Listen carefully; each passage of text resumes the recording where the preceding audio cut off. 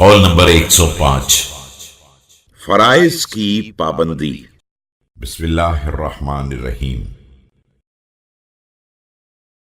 परवरदिगार ने तुम्हारे जिम्मे कुछ फराइज करार दिए हैं, लिहाजा खबरदार उन्हें जाय न करना। और उसने कुछ हुदूद भी मुकर्रर कर दिए हैं, लिहाजा उनसे तजावुज न करना।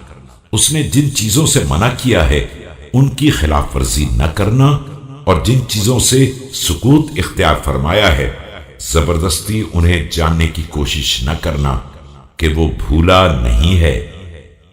Allah has placed on you some obligations which you should not ignore, laid down for you limits which you should not transgress, and prohibited you from certain things which you should not violate. He has kept silent about certain things but has not left them out through forgetfulness, so do not burden yourself with them.